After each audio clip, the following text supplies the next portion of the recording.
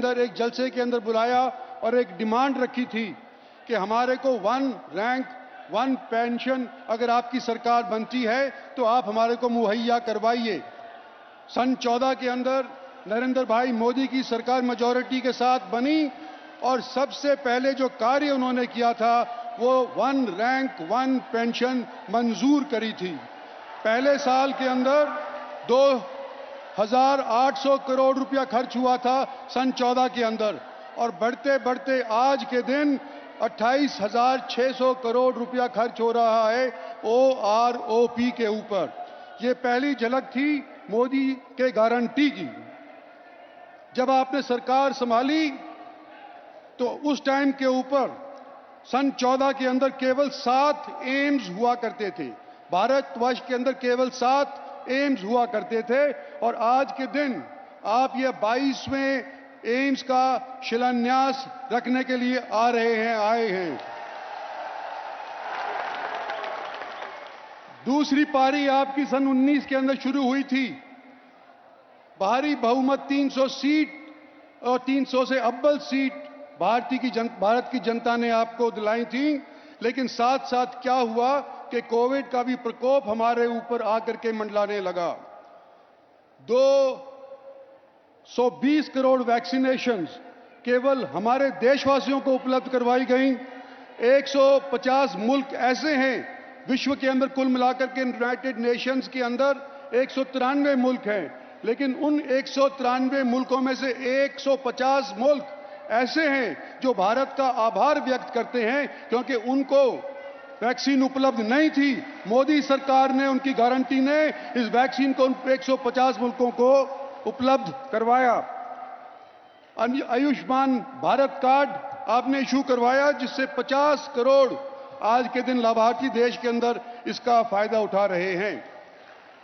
जो भी देश विकसित होना चाहता है उसको इंफ्रास्ट्रक्चर के ऊपर खासा ध्यान देना चाहिए और देता आए हैं, चाहे अमेरिका हो चाहे फ्रांस हो। मेट्रो के अंदर सन 14 के अंदर एक साल के अंदर केवल 23 किलोमीटर मेट्रो स्थापित हुआ करती थी, जो आज के दिन 63 किलोमीटर प्रति साल आज के दिन मेट्रो खड़ी होने लग रही है। और गुड़गांव के अंदर हुडा सिटी सेंटर से लेकर के और साइबर हब तक 27 किलोमीटर का ये फासला 5,500 करोड़ से अव्वल पैसे से खर्च होकर के संपन्न होगा। मोदी जी, लोगों की 800 साल पुरानी मांग आपने पूरी करी। आपने राम मंदिर बनाया, आपने सरदार पटेल की मूर्ति बनाई जो स्टैच्यू ऑफ लिबर्टी से भी ऊंची है। आपने दिल्ली का नया वॉर मेमोरियल बनाया। जो पहले वॉर मेमोरियल था वो केवल पहले विश्व युद्ध तक जो शहीद हुए थे उन तक ही सीमित था। उसके बाद सेकेंड वर्ल्ड वॉर के अंदर और भारत चीन के और पाकिस्तान भारत के बॉर्डर के ऊपर जो भी शहीद हुए थे उनका उसके अंदर जिक्र नहीं था। इस नए वॉर मेमोरियल ने उन सबको आपने शामिल करके और देश की साख फिर से बनाई है, खास तौर के ऊपर उन लोगों के अंदर जो पेटी की नौकरी करते हैं। आपने नई पार्लियामेंट बनाई, आपने नेशनल हाईवे की एक ऐसी रफ्तार बना दी कि पिछले 10 साल के अंदर 50,000 किलोमीटर नए नेशनल हाईवेज बने हैं। और ये रफ्तार किस तौर पे बढ़ी है ये भी बताना चाहता हूं कि सन 14 से पहले एक दिन के अंदर केवल 11 किलोमीटर नेशनल हाईवेज बनाया करते थे पिछली सरकारें, और आज के दिन 63 किलोमीटर फी दिन नेशनल हाईवेज बनने जा रहे हैं और इसकी रफ्तार बढ़ती जा रही है। अंत में, ज्यादा लंबा नहीं मैं बोलूंगा, अंत में एक ही कहना चाहता हूं कि जो भी देश विकसित होना चाहता है कैसे भांपा जाता है कि विकसित की राह आज के दिन ये पकड़ रहा है। उसकी जीडीपी देखी जाती है, सालाना क्या आय उसकी है वो देखी जाती है। और कोविड के बाद अगर आप इकोनॉमिक सेंसस के साथ हिसाब लगाएं तो चाइना की सिर्फ 3% जीडीपी बढ़ी, यूएस की 2.1% जीडीपी बढ़ी, फ्रांस की 2.5% जीडीपी बढ़ी, जबकि भारतवर्ष की पिछले साल के अंदर 22-23 के अंदर 7.2% जीडीपी बढ़ी। मोदी जी, मैं आपके सामने खड़ा होकर के ये कहना चाहता हूं कि जो पिछले 10 साल के अंदर आपने काम किए हैं, न केवल वो लाजवाब हैं बल्कि बेमिसाल है। कि आपके मुंह पे बेशक मैं कह रहा हूं, लेकिन वास्तव के अंदर आज के दिन भारतवर्ष विकसित होने जा रहा है। भगवान आपको लंबी आयु दे, भगवान आपको तीसरी टर्म दे, ताकि 2047 के अंदर जो आपने सपना हम सबको दिखाया है कि भारत विकसित हो सकता है, वो पूरा कर पाए। इन्हीं शब्दों के साथ मैं आप लोगों का भी, जो आप तशरीफ लाए, आपका भी धन्यवाद करना चाहता हूं और मोदी जी का भी धन्यवाद करना चाहता हूं कि वे खुद स्वयं हमारे बीच के अंदर उपस्थित होकर के इसका शिलान्यास करने के लिए पहुंचे हैं। भगवान करे आने वाले समय के अंदर ये जो सब सपने हैं इनको आप साकार करवाएं। धन्यवाद। जय हिंद, जय शंकर। बहुत बहुत आभार माननीय राव इंद्रजीत सिंह जी का। देवियों सज्जनों, हरियाणा देश के ऐसे अग्रणी राज्यों में अगली पंक्ति में है जिसने माननीय प्रधानमंत्री महोदय के संकल्पों को बहुत ही निष्ठा से, बहुत समर्पण और मेहनत से प्रदेश में साकार किया है। और साथ ही माननीय मुख्यमंत्री श्री मनोहर लाल जी के नेतृत्व के रूप में प्रदेश को एक ऐसा नेतृत्व मिला है जिसने भ्रष्टाचार से मुक्त, भाई भतीजावाद से मुक्त, क्षेत्रीय भेदभाव से मुक्त एक पारदर्शी और समावेशी सुशासन का मॉडल इस प्रदेश के लोगों को दिया है। मैं निवेदन करूंगा माननीय मुख्यमंत्री श्री मनोहर लाल जी से कि वे इस अवसर पर अपने संबोधन के लिए पधारें आप सभी की करतल ध्वनि के साथ।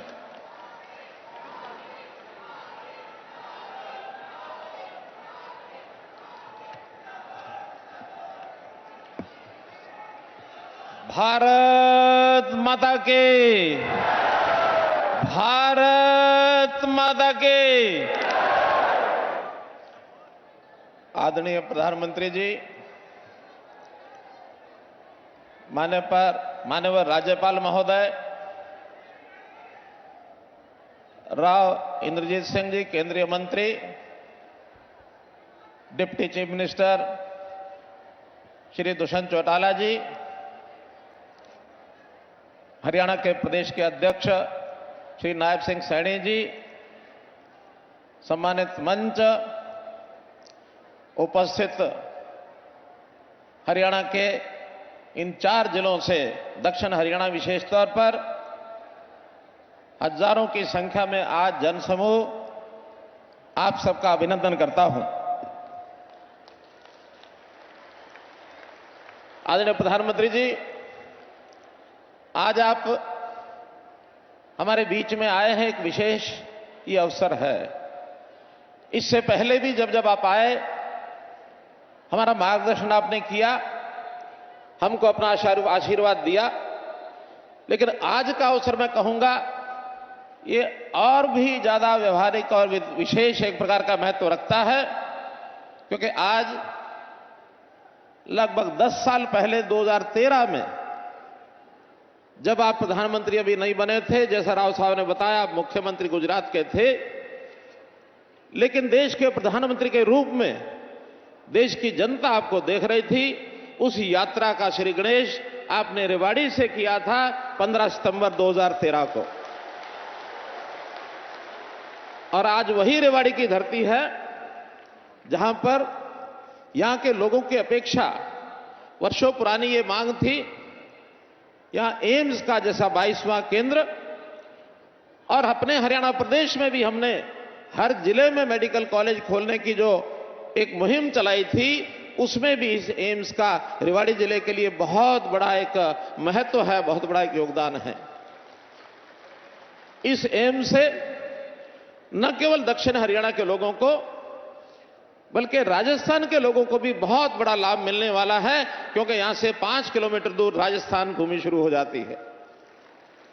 तो इस नाते से इस एम की बनाने के भूमिका में, जैसा माजरा गांव, यहां के लोगों ने हमको अपनी पंचायती जमीन भी दी है, और यहां के प्राइवेट लोगों की जमीन को हमने खरीद करके और इसके लिए जमीन उपलब्ध कराई है। इसके लिए मैं माजरा गांव का भी बहुत बहुत आभार प्रकट करता हूं। आज के उद्घाटन और शिलान्यास में अन्य भी कई कार्यक्रम हैं, जिसमें मुख्य रूप से गुरुग्राम का मेट्रो स्टेशन जो प्रोजेक्ट है, लगभग 5,500 करोड़ रुपए का ये मेट्रो का प्रोजेक्ट, इसका भी आप शिलान्यास करेंगे और ये भी बहुत जल्दी पूरा होकर के न केवल स्थानीय गुरुग्राम के लिए बल्कि प्रदेश देश के लोगों के साथ साथ बहुत बड़ी विदेशी कंपनियों के लोग भी यहां अपना निवेश करने के लिए आए हैं, व्यापार उद्योग करते हैं, उनको भी इसका लाभ होगा। मिलेनियम सिटी गुरुग्राम, उसकी प्रगति हमारे देश की प्रगति, प्रदेश की प्रगति में बहुत बड़ी भूमिका अदा करती है, उसका भी हमको लाभ मिलने वाला है।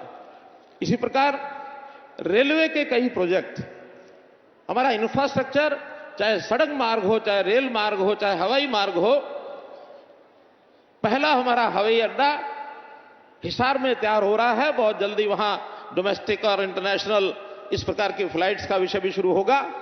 रेलवे का जाल फैलाने में आज एक बड़ी रेल लाइन रोहतक से लेकर के हांसी तक, क्योंकि उसके कारण से पश्चिम हरियाणा दिल्ली से बहुत छोटे मार्ग से जुड़ जाएगा, उसका भी आप उद्घाटन कर रहे हैं और अभी थोड़ी देर में वहां पर पहली रेलवे गाड़ी जो है उसको शुभारंभ करने के लिए आप हरी झंडी दिखाएंगे।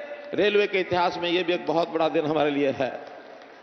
और ऐसे ही जैसे बहुत प्रकार के सांस्कृतिक महत्व की बातें हम आज देख रहे हैं, अपने देश की जनता उस ओर कैसे आगे बढ़ रही है। 22 जनवरी का वो दिन, जिस दिन अयोध्या में भगवान श्री रामचंद्र जी के प्राण प्रतिष्ठा कर मंदिर में, और वो एक ऐतिहासिक दिन बना है। देश में राम राज्य की जो कल्पना की जाती थी, एक प्रकार का प्रत्यक्ष, वैसे तो पिछले 10 सालों में आपने जो हमें राह दिखाई है, राम राज्य की ओर आगे बढ़ रहे हैं। अब और ज्यादा संकल्प पक्का हुआ है कि उस प्राण प्रतिष्ठा से हमारे नेतृत्व की प्रतिष्ठा भी बहुत बड़ी है। और जो और अच्छी बात हुई, अभी कल ही अबू धाबी में आपने जो मंदिर का जाकर के वहां उद्घाटन किया, और जिस प्रकार विदेशों में भी, कतर में भी ऐसे मंदिरों का जो उद्घाटन, ये भी दुनिया के इतिहास के अंदर एक नई बात जो हो रही है। उसी कड़ी के अंदर भले छोटा वो पग हो, लेकिन महत्वपूर्ण है कि कुरुक्षेत्र में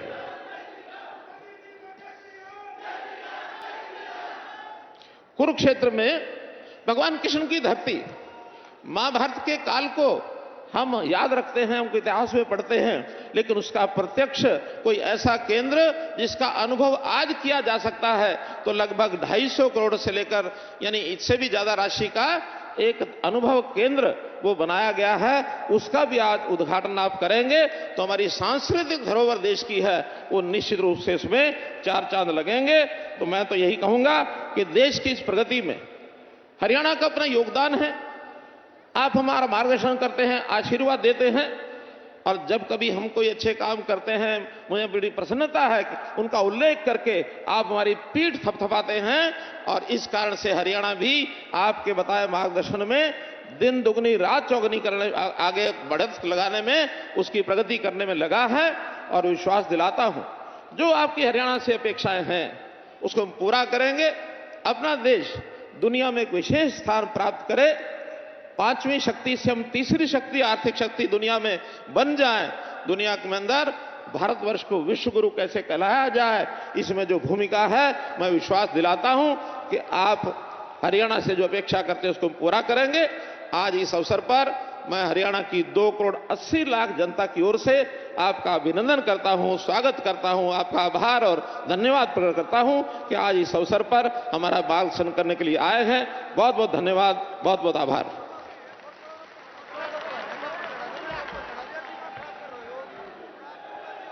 बहुत बहुत आभार माननीय मुख्यमंत्री श्री मनोहर लाल जी का। देवियों सज्जनों, अब वो ऐतिहासिक घड़ी आ पहुंची है जब माननीय प्रधानमंत्री महोदय अपने कर कमलों से एम्स माजरा सहित अनेक परियोजनाओं का शिलान्यास, उद्घाटन और लोकार्पण करेंगे, जिनका विवरण आप फिल्मों के रूप में भी यहां देखेंगे और उसके बारे में जानेंगे। मैं इस समय निवेदन करूंगा माननीय प्रधानमंत्री महोदय से कि वे अपने कर कमलों से रिमोट का बटन दबाकर इन परियोजनाओं की शिला पट्टिकाओं का अनावरण करने की कृपा करें और आप सभी उसमें शामिल हों।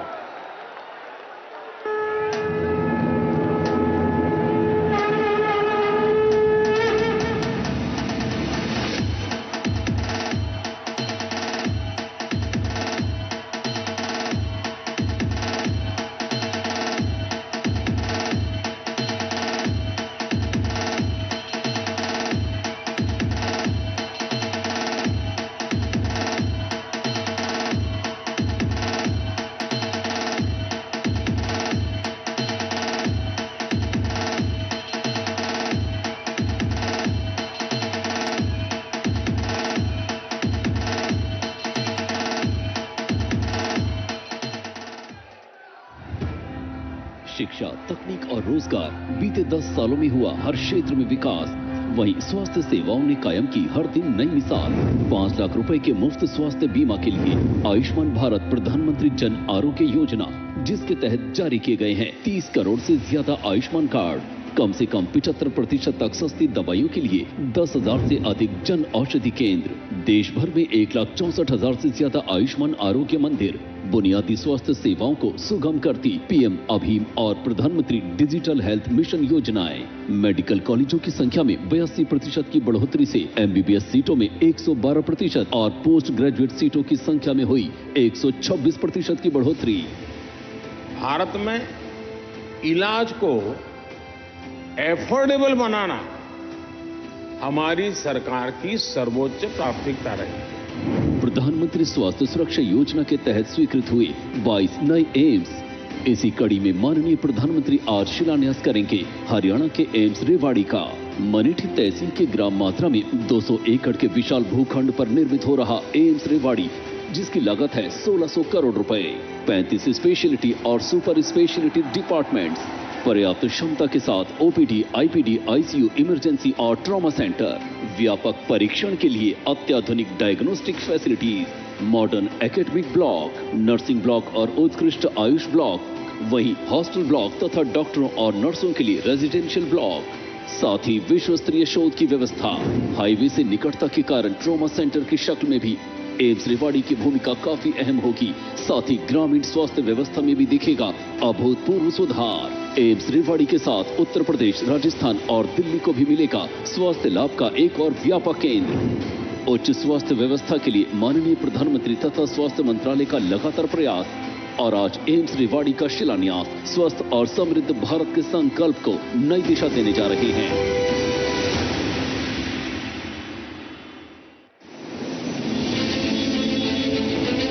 यशस्वी और जनप्रिय प्रधानमंत्री श्री नरेंद्र मोदी जी का संकल्प है भारत को 2047 तक एक विकसित राष्ट्र बनाना। इस संकल्प को दूरदर्शिता और समर्पण के साथ पूरा करने के लिए हरियाणा सरकार भी प्रतिबद्ध है। ये डबल इंजन सरकार अब गुरुग्राम और आसपास के लोगों को दे रही है मेट्रो रेल की सौगात। माननीय प्रधानमंत्री जी के कुशल नेतृत्व में 10 सालों में देश में मेट्रो का भी बहुत तेजी से विकास हुआ है। 2014 में जहां केवल 5 शहरों में 248 किलोमीटर मेट्रो चल रही थी, वहीं आज देश में 905 किलोमीटर का मेट्रो नेटवर्क 20 शहरों में ऑपरेशनल है। इसके साथ ही देश में 959 किलोमीटर के मेट्रो नेटवर्क पर बहुत तेजी से कार्य चल रहा है। देश के शहरों में पब्लिक ट्रांसपोर्ट को बेहतर बनाने के लिए 2 दर्जन से अधिक नए शहरों में मेट्रो नेटवर्क का विस्तार हो रहा है। अनुमानित 5,500 करोड़ की लागत से तैयार हो रही ये परियोजना 28.5 किलोमीटर लंबी होगी और इस बीच कुल 27 स्टेशन भी प्रस्तावित हैं। केंद्र और हरियाणा सरकार दोनों के बराबर सहयोग से बनने वाली इस परियोजना को समय पर पूरा करने की जिम्मेदारी गुरुग्राम मेट्रो रेल लिमिटेड को दे दी गई है। आने वाले समय में लगभग 10 लाख यात्रियों को इस महत्वाकांक्षी योजना का लाभ मिलेगा। यशस्वी प्रधानमंत्री श्री नरेंद्र मोदी जी के कर कमलों से आज मिलेनियम सिटी सेंटर से लेकर साइबर सिटी मेट्रो की इस महत्वाकांक्षी परियोजना का शिलान्यास हो रहा है। विकसित भारत, विकसित हरियाणा। भारत आज विश्व पटल पर विकास के नए अध्याय लिख रहा है। बीते 10 वर्षों में भारतीय रेल भी विकास के पथ पर अग्रसर है। देश के यशस्वी प्रधानमंत्री श्री नरेंद्र मोदी जी के कुशल नेतृत्व में भारतीय रेल द्वारा देश में विश्व स्तरीय इंफ्रास्ट्रक्चर के निर्माण और कनेक्टिविटी विस्तार की दिशा में अभूतपूर्व गति से कार्य किया जा रहा है। देश के मजबूत होते रेलवे इंफ्रास्ट्रक्चर का लाभ किसानों को होता है, विद्यार्थियों को होता है, व्यापारियों, उद्यमियों को होता है। इसी क्रम में माननीय प्रधानमंत्री जी द्वारा आज हरियाणा में किया जा रहा है लगभग 2500 करोड़ रुपए की रेल परियोजनाओं का शिलान्यास एवं राष्ट्र को समर्पण। रेवाड़ी काठूवास दोहरीकरण परियोजना, काठूवास नारनौल दोहरीकरण परियोजना, भिवानी डोब बहाली दोहरीकरण परियोजना। इस व्यस्ततम रेलखंड के दोहरीकरण से जहां ट्रेनों का सुगम संचालन संभव होगा, वहीं देश के उत्तरी क्षेत्रों तक सीमेंट, खाद्यान्न आदि का अधिक और तीव्र गति से हो सकेगा परिवहन। मनहेरू बवानी खेड़ा दोहरीकरण परियोजना के बनने से रेवाड़ी भिवानी हिसार रेलखंड पर स्थित कोयला आधारित बिजली घरों तक कोयले की सुगम आपूर्ति होगी सुनिश्चित। आज माननीय प्रधानमंत्री जी द्वारा किया जा रहा है नवनिर्मित रोहतक महम हांसी रेल लाइन का राष्ट्र को समर्पण। और दिखाई जा रही है इस रेलखंड पर संचालित होने वाली ट्रेन सेवा को हरी झंडी। ये रेल परियोजनाएं न केवल सुगम रेल कनेक्टिविटी के सपने को करेंगी साकार, बल्कि विकसित भारत के संकल्प को भी करेंगी सिद्ध। यशस्वी प्रधानमंत्री श्री नरेंद्र मोदी जी ने देश को ढांचागत विकास के मामले में अग्रणी बनाने और 2047 तक विकसित भारत का जो लक्ष्य तय किया है, हरियाणा उस दिशा में कदम ताल करते हुए लगातार आगे बढ़ रहा है। ज्योति सर अनुभव केंद्र भारत सरकार की स्वदेश दर्शन स्कीम के तहत तीर्थ स्थलों पर विकास कार्यों को आगे बढ़ाते हुए हरियाणा में आज महाभारत थीम पर आधारित 240 करोड़ रुपए की लागत से तैयार ज्योति सर अनुभव केंद्र की गैलरी 1 और 2 और साथ ही केंद्रीय कक्ष बनकर तैयार हैं, जिसका उद्घाटन माननीय प्रधानमंत्री जी कर रहे हैं। ये संग्रहालय टच इंटरैक्टिव डिस्प्ले, LED दीवारें, presentation screen, immersive room, kinetics installation जैसी आधुनिक तकनीकों का प्रयोग कर बनाया गया है। लहरा रहा कामयाबी का परचम, हरियाणा में विकास के बढ़ते कदम। विकसित भारत, विकसित हरियाणा। बहुत बहुत आभार माननीय प्रधानमंत्री महोदय का उनकी कृपा स्नेह के लिए। बधाई आप सभी को देवियों सज्जनों। अब आज रोहतक महम हांसी सेक्शन में आप जानते हैं कि रेल सेवा का शुभारंभ भी होने जा रहा है प्रधानमंत्री महोदय के करकमलों से। इस अवसर पर रोहतक रेलवे स्टेशन और वहां का कार्यक्रम स्थल भी हमसे वर्चुअली जुड़ रहा है। मैं निवेदन करूंगा माननीय प्रधानमंत्री महोदय से कि यहां मंच से हरी झंडी दिखाकर वे रोहतक महम हांसी सेक्शन में रेल सेवा का शुभारंभ करने की कृपा करें।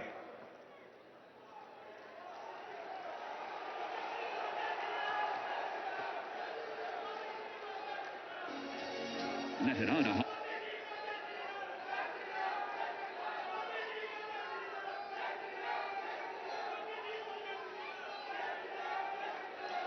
एक बार करतल ध्वनि आप सबकी तरफ से तालियों की गूंज आनी चाहिए। प्रधानमंत्री महोदय ने यहां से हरी झंडी दिखाई है और वहां से रोहतक स्टेशन से ट्रेन रवाना हो रही है। रोहतक महम हांसी सेक्शन पर रेल सेवा का शुभारंभ इस रूप में हुआ है देवियों सज्जनों। आभार प्रधानमंत्री महोदय का। देवियों सज्जनों, यह नया भारत है, आत्मनिर्भर और स्वावलंबी भारत, अमृत काल में विकसित राष्ट्र होने का संकल्प ले चुका भारत, गुलामी की सोच और परतंत्रता की मानसिकता और उसके प्रतीकों से मुक्त होता भारत, राष्ट्रीय चेतना और राष्ट्र के प्रति गौरव के भाव से ओतप्रोत भारत। और इस नए भारत के शिल्पी हैं दूरदृष्टा युग प्रवर्तक देश के यशस्वी प्रधानमंत्री श्री नरेंद्र मोदी जी, जिनके नेतृत्व में देश के जन जन की ही आस्था नहीं है बल्कि आज पूरी दुनिया ऐसे नेतृत्व के समक्ष नतमस्तक है। आइए आपकी करतल ध्वनि के साथ माननीय प्रधानमंत्री महोदय से निवेदन करें, उनसे प्रार्थना करें कि इस अवसर पर अपने संबोधन के लिए पधारें। माननीय प्रधानमंत्री श्री नरेंद्र मोदी जी।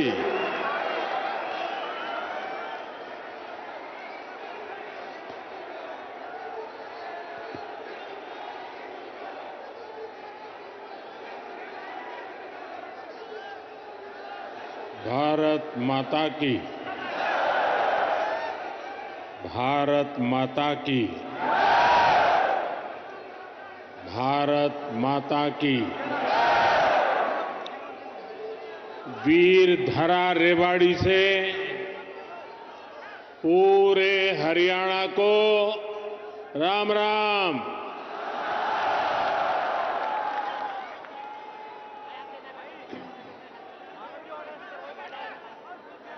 मैं जब भी रेवाड़ी आता हूं तो कितनी ही पुरानी यादें ताजा हो जाती है। रेवाड़ी से मेरा रिश्ता कुछ अलग ही रहा है। मैं जानता हूं रेवाड़ी के लोग मोदी को बहुत ज्यादा प्यार करते हैं।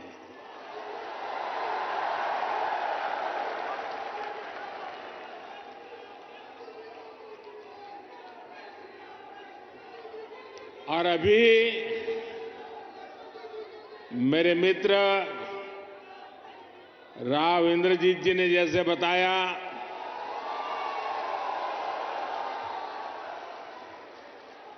मुख्यमंत्री मनोहर लाल जी ने जैसे बताया कि मैं 2013 में जब भारतीय जनता पार्टी ने मुझे पीएम के उम्मीदवार के रूप में घोषित किया था, तो मेरा पहला कार्यक्रम रेवाड़ी में हुआ था।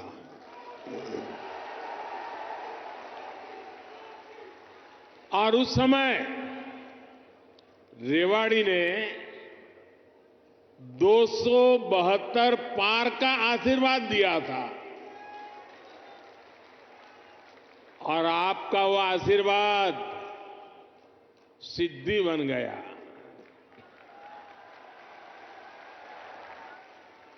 अब लोग कह रहे हैं कि मैं फिर एक बार रेवाड़ी आया हूं, तो आपका आशीर्वाद है अब की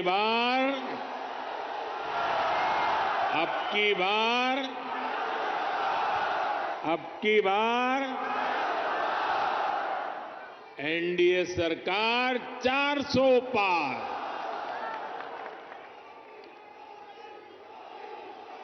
साथियों,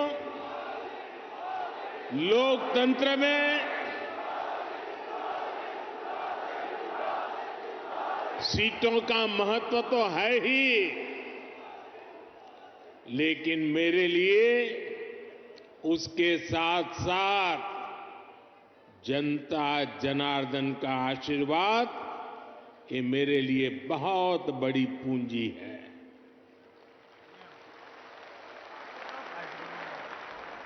आज पूरी दुनिया में भारत नई ऊंचाई पर पहुंचा है, तो ये आप सबके आशीर्वाद के कारण, ये आपके आशीर्वाद का कमाल है।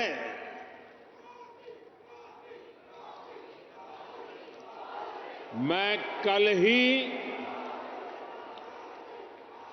2 देशों की यात्रा के बाद देर रात हिंदुस्तान लौटा हूं। यूएई और कतर में जिस प्रकार का आज भारत को सम्मान मिलता है, हर कोने से भारत को शुभकामनाएं मिलती हैं, वो सम्मान सिर्फ मोदी का नहीं है, वो सम्मान हर भारतीय का है, आप सबका है।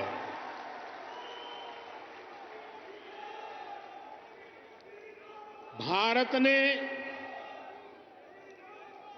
G20 का सफल सम्मेलन किया, तो ये आपके आशीर्वाद से हुआ। भारत का तिरंगा चंद्रमा पर वहां पहुंचा जहां कोई नहीं पहुंच सका, तो ये आपके आशीर्वाद से हुआ। 10 वर्षों में भारत 11वें नंबर से ऊपर उठकर 5वें नंबर की आर्थिक महाशक्ति बना, ये भी आपके आशीर्वाद से हुआ।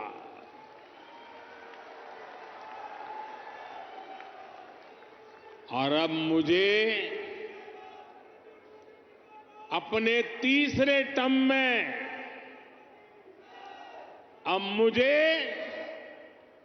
आने वाले सालों में भारत को दुनिया की तीसरी सबसे बड़ी आर्थिक ताकत बनाने के लिए आपके आशीर्वाद चाहिए।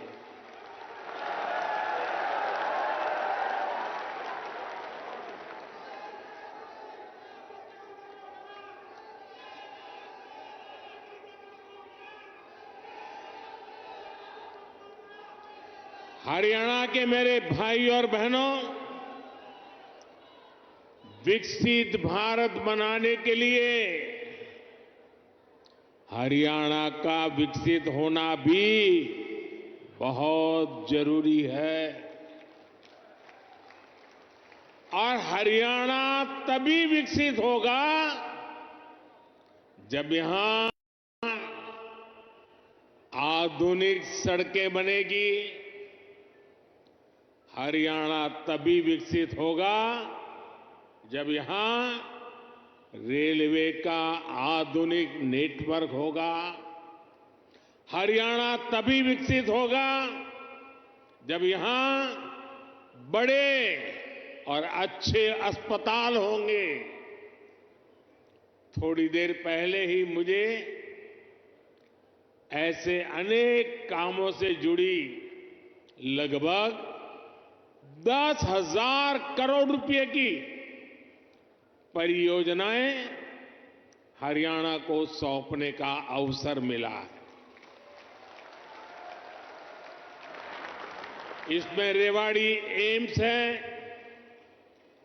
गुरुग्राम मेट्रो है, कई रेल लाइन है, नई ट्रेन है। इनमें ज्योति सरमय कृष्ण सर्किट योजना से बना एक आधुनिक और भव्य म्यूजियम भी है। और प्रभु राम के आशीर्वाद ऐसे हैं कि आजकल मुझे हर स्थान पर ऐसे पवित्र कामों से जुड़ने का अवसर मिल जाता है। ये राम जी की कृपा है।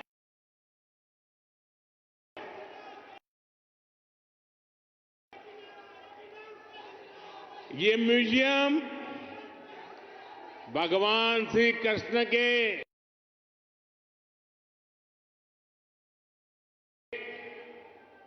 गीता संदेश और इस पावन धरा की भूमिका से दुनिया को परिचित कराएगा।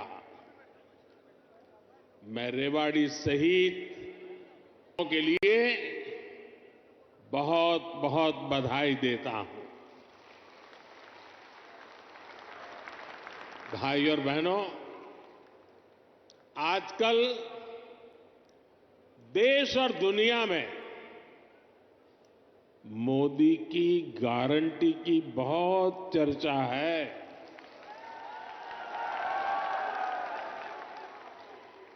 और रेवाड़ी तो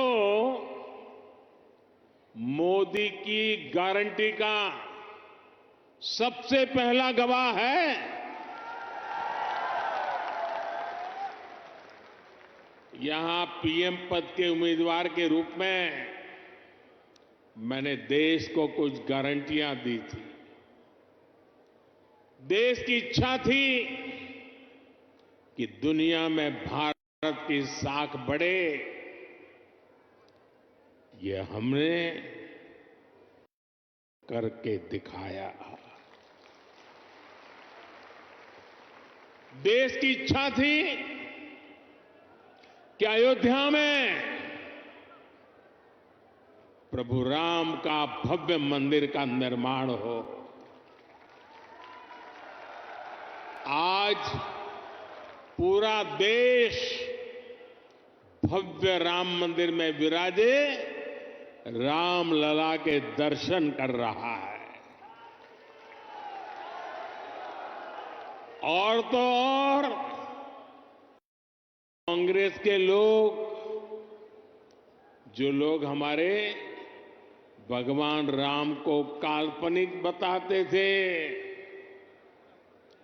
जो कभी नहीं चाहते थे कि अयोध्या में प्रभु राम का मंदिर बने, वो भी अब जय सिया राम बोलने लगे हैं। साथियों, कांग्रेस ने दशकों तक जम्मू कश्मीर से आर्टिकल 370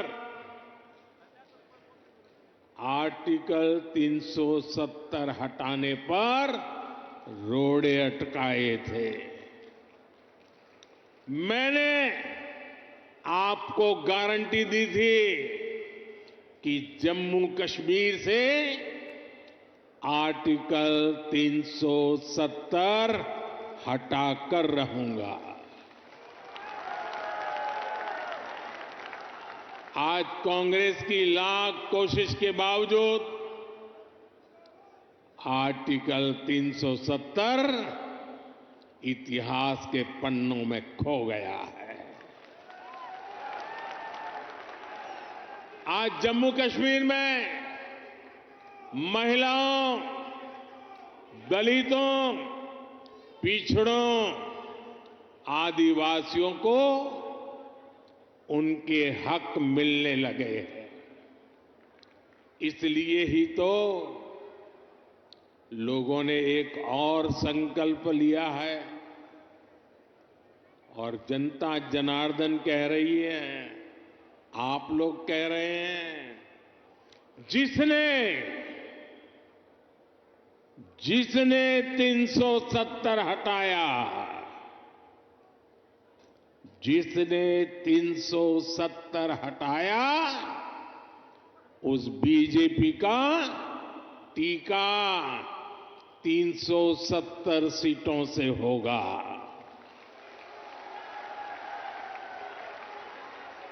बीजेपी के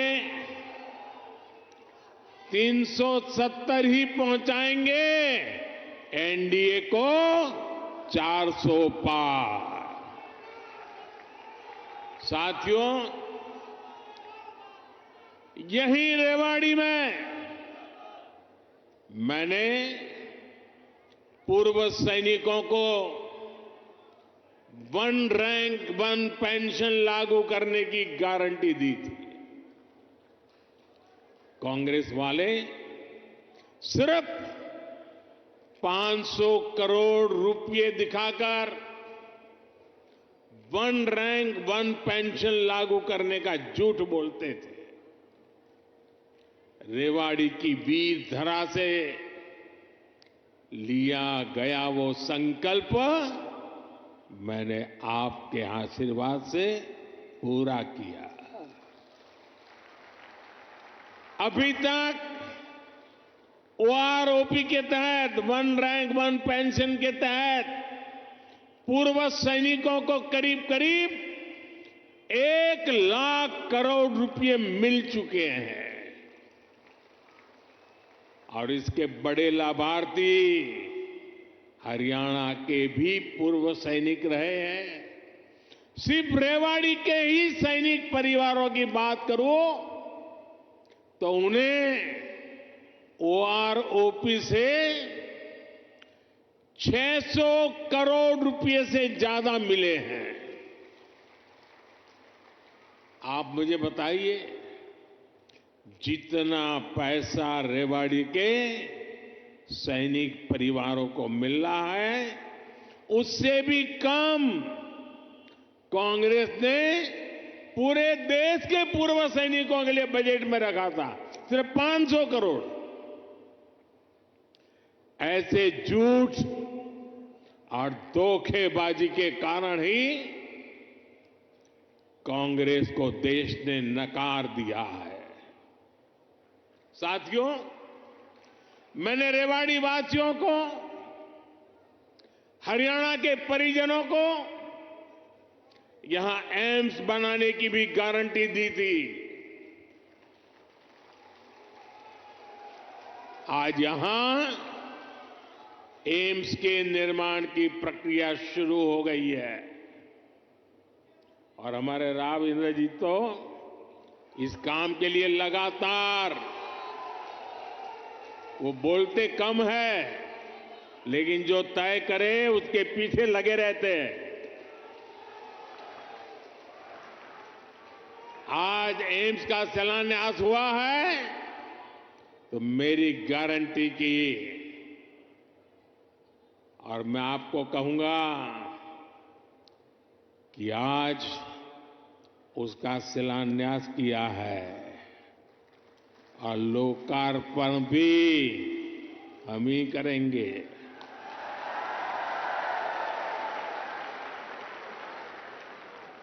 और इससे आपको बेहतर इलाज भी मिलेगा, युवाओं को डॉक्टर बनने का अवसर भी मिलेगा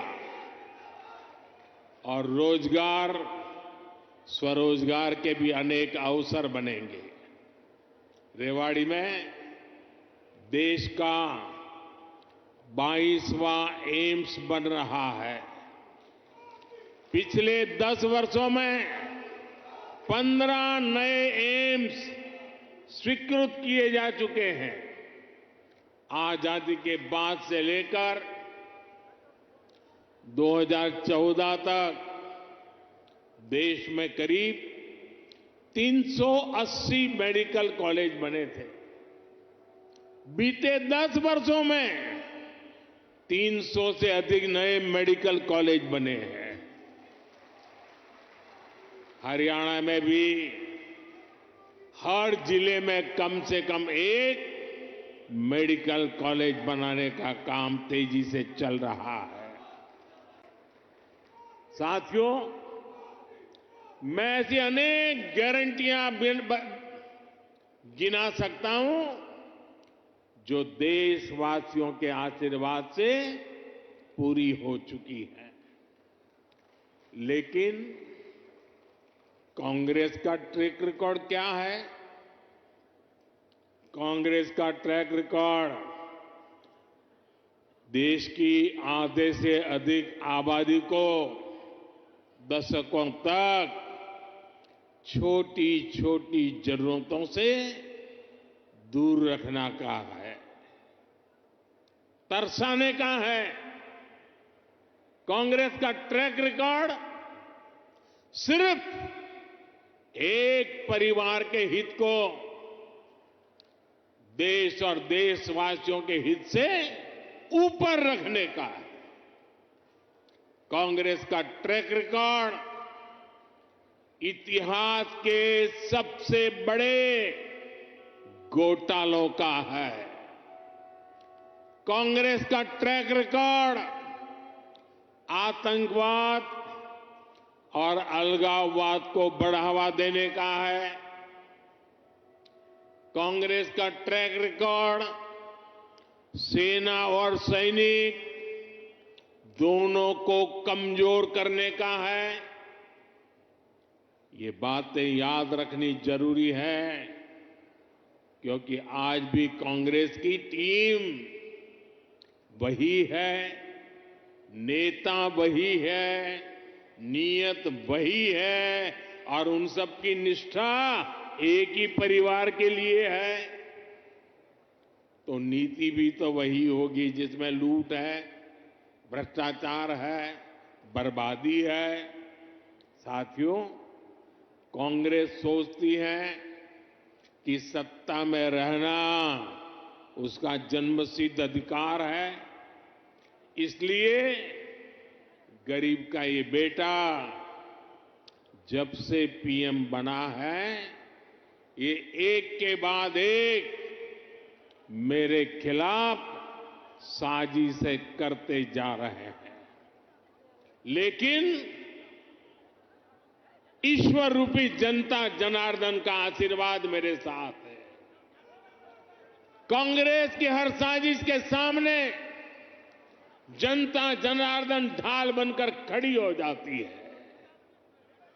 जितना ज्यादा कांग्रेस साजिशें करती है उतना ही ज्यादा जनता मुझे मजबूत करती है, अपना आशीर्वाद देती है। इस बार भी कांग्रेस ने मेरे खिलाफ सारे मोर्चे खोल दिए हैं, लेकिन मेरे देश की जनता का सुरक्षा कवच, और जब जनता का सुरक्षा कवच होता है, जनता जनार्दन का आशीर्वाद होते हैं, माताएं बहनें ढाल बनकर के खड़ी होती हैं, तो संकटों से पार भी निकलते हैं और देश को आगे भी बढ़ाते हैं। और इसलिए आप सबके आशीर्वाद से हिंदुस्तान के कोने कोने में जो मैं अनुभव कर रहा हूं, इसलिए लोग कह रहे हैं एनडीए सरकार 400 पार। एनडीए सरकार, एनडीए सरकार, एनडीए सरकार। साथियों, एक परिवार के मोह में फंसी कांग्रेस, हरियाणा में वही हाल है, आज अपने इतिहास के सबसे दयनीय दौर से गुजर रही है। इनके नेता से अपना एक स्टार्टअप नहीं संभल रहा। ये लोग देश संभालने का सपना देख रहे हैं। आज कांग्रेस की हालत देखिए, कांग्रेस के पुराने नेता एक एक करके इनको छोड़कर जा रहे हैं। जिन्होंने कभी इनके साथ आने का इरादा किया था, वो भी इनसे भाग रहे हैं। आज स्थिति ये है कि कांग्रेस के पास अपने कार्यकर्ता तक नहीं बचे हैं। जहां कांग्रेस सरकार में है, वहां इनसे अपनी सरकारें भी नहीं संभल रही है। आज हिमाचल में लोगों को वेतन और पेंशन देने तक में मुश्किलें आ रही है। कर्नाटका में विकास की योजनाओं पर भी कांग्रेस सरकार काम नहीं कर पा रही है। भाई और बहनों, एक तरफ कांग्रेस का कुशासन है और दूसरी तरफ बीजेपी का सुशासन। यहां 10 वर्षों से डबल इंजन सरकार है। इसलिए गरीब कल्याण की जो भी योजनाएं मोदी ने बनाई है, उनके 100% अमल में हरियाणा अव्वल है। हरियाणा खेती के क्षेत्र में भी अभूतपूर्व प्रगति कर रहा है और यहां उद्योगों का दायरा भी निरंतर बढ़ रहा है। जिस दक्षिण हरियाणा को विकास में पीछे रखा गया, आज वो कहीं तेजी से आगे बढ़ रहा है। देश में रोड हो, रेल हो, मेट्रो हो, उनसे जुड़ी जो बड़ी परियोजनाएं हैं, वो इसी हिस्से से गुजर रही है। दिल्ली मुंबई एक्सप्रेसवे के, दिल्ली दौसा लालसोट के पहले चरण का उद्घाटन हो गया है। देश का सबसे लंबा एक्सप्रेसवे हरियाणा के गुरुग्राम, पलवल और 9 जिलों से होकर गुजर रहा है। साथियों, 2014 से पहले हरियाणा में रेलवे के विकास के लिए हर वर्ष औसतन 300 करोड़ रुपए का बजट मिलता था। 300 करोड़ रुपए। इस वर्ष हरियाणा में रेलवे के लिए करीब करीब 3000 करोड़ रुपए का बजट रखा गया है। अब देखिए कहां 300 करोड़ और कहां 3000 करोड़, और ये अंतर पिछले 10 सालों में आया है। रोहतक, महम, हांसी, जिंद, सोनीपत जैसी नई रेल लाइनों और अंबाला, कैंट, दप्पर जैसी लाइनों के दोहरीकरण से लाखों लोगों का फायदा होगा। ऐसी सुविधाएं जब बनती है तो जीवन भी आसान होता है और कारोबार भी आसान होता है।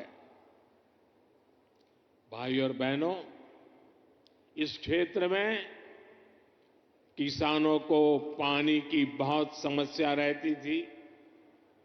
राज्य सरकार ने इस समस्या के समाधान के लिए भी सराहनीय काम किया है।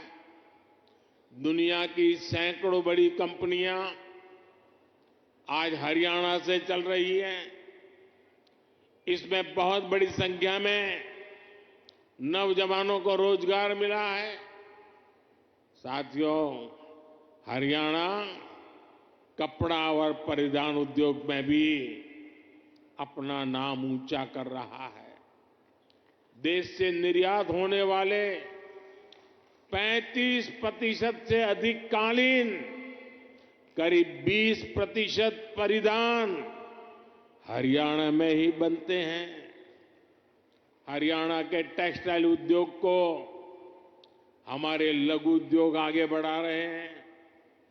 पानीपत हथकरघा उत्पादों के लिए, फरीदाबाद कपड़ा उत्पादन के लिए, गुरुग्राम रेडीमेड गारमेंट के लिए, सोनीपत टेक्निकल टेक्सटाइल के लिए, तो भिवानी गैर बुने हुए वस्त्रों के लिए आज प्रसिद्ध है। पिछले 10 वर्षों में एमएसएमई के लिए, लघु उद्योगों के लिए लाखों करोड़ रुपए की मदद केंद्र सरकार ने दी है। इससे पुराने लघु उद्योग, कुटीर उद्योग ये तो मजबूत हुए ही हैं, हरियाणा में हजारों नए उद्योग भी स्थापित हुए हैं। साथियों, रेवाड़ी तो विश्वकर्मा साथियों की कारीगरी के लिए भी जाना जाता है। यहां की पीतल की कारीगरी और हस्तकला बहुत मशहूर है। 18 व्यवसायों से संबंधित ऐसे पारंपरिक कारीगरों के लिए पहली बार पीएम विश्वकर्मा नाम से एक बड़ी योजना हमने शुरू की है। पीएम विश्वकर्मा योजना से देश भर में लाखों लाभार्थी जुड़ रहे हैं। भाजपा सरकार इस योजना पर 13,000 करोड़ रुपए खर्च करने जा रही है। ये योजना हमारे इन पारंपरिक कारीगरों और उनके परिवारों का जीवन बदलने वाली है। भाई और बहनों, मोदी की गारंटी उसके साथ है जिसके पास गारंटी देने के लिए कुछ भी नहीं है। देश के छोटे किसान के पास बैंकों को गारंटी देने के लिए कुछ नहीं था। मोदी ने उन्हें पीएम किसान सम्मान निधि की गारंटी दी, देश के गरीब, दलित, पिछड़े, ओबीसी परिवार के बेटे बेटियों के लिए बैंकों में गारंटी देने के लिए कुछ नहीं था। मोदी ने मुद्रा योजना शुरू की और बिना गारंटी का लोन देना शुरू किया। देश में अनेक साथी रेहड़ी, पटरी, ठेले पर छोटा मोटा कारोबार करते आए। दशकों से ये काम शहरों में ये साथी करते रहे हैं। इनके पास भी गारंटी देने के लिए कुछ नहीं था। पीएम स्वनिधि योजना से इनकी गारंटी भी मोदी ने ली है। साथियों, गांव की हमारी बहनों की स्थिति 10 वर्ष पहले तक क्या थी? बहनों का अधिकतर समय पानी के जुगाड़ में, खाना पकाने के लिए लकड़ी या दूसरे इंतजाम में लग जाता था। मोदी मुफ्त गैस कनेक्शन लेकर आया, घर तक पानी का नल लेकर के आया। आज हरियाणा के गांवों की मेरी बहनों को सुविधा हो रही है, समय बच रहा है। यही नहीं, इस समय का उपयोग बहनें अपनी कमाई बढ़ाने के लिए कर पाए, इसका भी इंतजाम किया गया है। पिछले 10 वर्षों में देश भर में 10 करोड़ बहनों को हमने स्वयं सहायता समूहों से जोड़ा है। इसमें हरियाणा की भी लाखों बहनें हैं। बहनों के इन समूहों को लाखों करोड़ रुपए की मदद दी गई है। मेरी कोशिश यही है कि ज्यादा से ज्यादा बहनों को लखपति दीदी बना सकूं। अभी तक 1 करोड़ बहनें लखपति दीदी बन चुकी है। कुछ दिन पहले जो बजट हम लेकर आए हैं, उसमें 3 करोड़ बहनों को लखपति दीदी बनाने का लक्ष्य रखा गया है। हमने नमो ड्रोन दीदी योजना भी शुरू की है। इसके तहत बहनों के समूहों को ड्रोन चलाने की ट्रेनिंग दी जाएगी और ड्रोन दिए जाएंगे। ये ड्रोन खेती के काम में आएंगे और इससे बहनों को अतिरिक्त कमाई होगी। साथियों, हरियाणा अद्भुत संभावनाओं का राज्य है। मैं हरियाणा के फर्स्ट टाइम वोटर्स को, जो पहली बार मतदान करने वाले हैं, जो 18, 20, 22 साल की उम्र के हैं, उनको विशेष रूप से कहूंगा कि आपका भविष्य बहुत उज्जवल होने वाला है। डबल इंजन सरकार आपके लिए विकसित हरियाणा बनाने में जुटी है। टेक्नोलॉजी से टेक्सटाइल तक, टूरिज्म से ट्रेड तक, हर सेक्टर में रोजगार के नए अवसरों के लिए हम प्रयासरत हैं। आज पूरा विश्व भारत में निवेश के लिए उत्सुक है और निवेश के लिए हरियाणा एक उत्तम राज्य बनकर उभर रहा है। और निवेश बढ़ने का मतलब है कि नौकरी के नए अवसर भी बढ़ रहे हैं। इसलिए डबल इंजन की सरकार को आपका आशीर्वाद ऐसे ही मिलता रहे, ये बहुत जरूरी है। एक बार फिर आपको एम्स के लिए हजारों करोड़ रुपए की परियोजनाओं के लिए मेरी तरफ से बहुत बहुत बधाई। मेरे साथ बोलिए, भारत माता की, भारत माता की, भारत माता की। बहुत बहुत धन्यवाद। देवियों सज्जनों, आपकी करतल ध्वनि, आपकी तालियों की गूंज के साथ आइए आभार व्यक्त करें माननीय प्रधानमंत्री श्री नरेंद्र मोदी जी का उनके शुभागमन के लिए।